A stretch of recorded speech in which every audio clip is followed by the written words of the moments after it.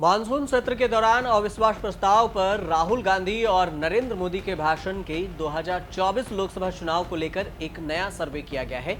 इस सर्वे को लेकर कई दावे भी किए जा रहे हैं। 2024 को लेकर देश का विश्वास किसके साथ है, देश की जनता किसके साथ है, क्योंकि 15 अगस्त को लाल किले से प्रधानमंत्री नरेंद्र मोदी ने अपनी सरकार की 2024 में कामकाज का ब्यौरा देने की बात कही है।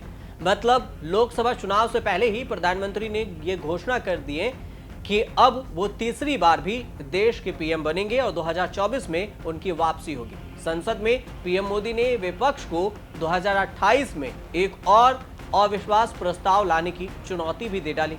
उन्होंने कहा कि 2028 में विपक्ष फिर से तैयार रहे कि वो अविश्वास प्रस्ताव लाए।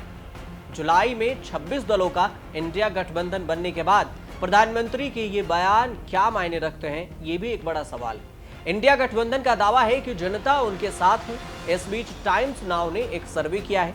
यह सर्वे 15 जून से 12 अगस्त के बीच में की गई है।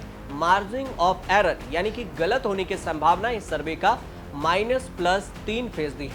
सर्वे के अनुसार 2024 में तीसरी बार मोदी सरकार की वापसी हो सकती है। इंडिया को 160 से 190 सीटें मिलने की उम्मीद है। हालांकि वोट शेयर में कड़ा टक्कर देखने को मिल रहा है। 2024 में वोट शेयरिंग की अगर बात करें तो कुल सीटें 543 है, जिसमें से एनडीए को 42.60% और इंडिया को 40.20%, वाईएसआरसीपी को 2.67%, बीआरएस को 1.15%, बीजेडी को 1.75% और अदर को 11.63% वोट शेयरिंग की बात कही गई।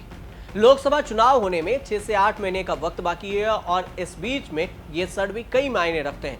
सर्वे में सीट को लेकर भी बात कही गई है। सर्वे के अनुसार से लोकसभा चुनाव में 296 से 326 सीट एनडीए को आने की संभावना बताई गई है। वहीं इंडिया को 160 से 190 सीटें, वाईएसआरसीपी को 24 से 25 सीटें, बीआरएस को 9 से 11 सीटें, बीजेडी को 12 से 14 सीटें और अन्य के खाते में 11 से 14 सीटें जाती हुई दिखाई गई।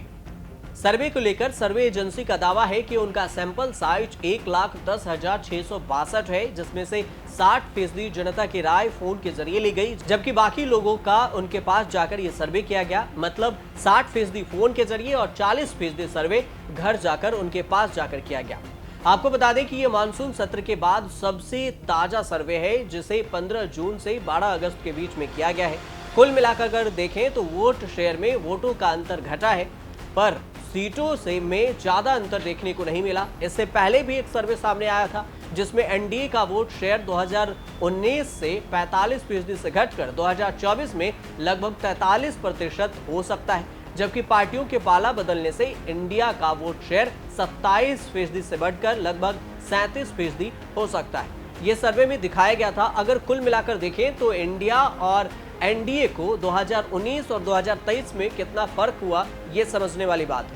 एनडीए को 2019 में 45% वोट शेयर था, तो वहीं इंडिया को अब 2023 में 43% हो गया। 27% एनडीए के खाते में थी जो 2019 में, वही 2023 में अब 37% है। इंडिया के खाते में 37 है। 2019 में एनडीए और यूपीए में वोटों का अंतर 18% था। 2023 में इंडिया जो पहले यूपीए था, उसका वोट अंतर अब 6% ही रह गया है। तो ऐसे में सवाल ये भी बनते हैं कि 2024 में क्या ये पासा पलटेगा या नहीं। भारत में 2019 के सियासी हालात और 2023 के हालात में काफी फर्क दिख रहा है। दोनों प्रमुख गठबंधनों एनडीए और यूपीए में सीटों की संख्या, वोट शेयर और गठबंधन के ढांचे में बदलाव भी देखा गया है। गठबंधन में कम ज्यादा होती पार्टियों के आधार पर यह अनुमान लगाया गया है कि 2019 की संख्या के मुकाबले 2023 में बदलाव साफ देखने को मिल सकता है और यही बदलाव 2024 में भी देखा जा सकता है। चुनाव से पहले संसद की स्थिति तो बदली है, लेकिन फिर भी एनडीए ने 2023 में अपना बहुमत बरकरार रखा है। लेकिन घटती सीट और वोट शेयरिंग आगामी चुनाव में गिरावट का संकेत दे रहे हैं। ऐसे में एनडीए में पार्टियों की संख्या बढ़ी है और रणनीति पुनर्गठन पर भी बातें चल रही है। हाल ही में एनडीए की बैठक में 38 पार्टियां शामिल हुई, वहीं इंडिया में 26 पार्टियां। एनडीए के जो पार्टी शामिल हुए एनडीए के बैठक में, उनमें राष्ट्रवादी कांग्रेस पार्टी यानी एनसीपी, शिवसेना जो सिंधे गुट के हैं और लोक जनशक्ति पार्टी जैसी महत्वपूर्ण पार्टियां शामिल हुई थी। एनडीए में जुड़े नए दलों के जरिए बीजेपी क्षेत्रीय दृष्टिकोण को साधने की कोशिश कर रही है। वहीं 26 दलों के साथ इंडिया बीजेपी को हराने के लिए मास्टर प्लान बना रही है। आप देखते रहिए न्यूज़ तक।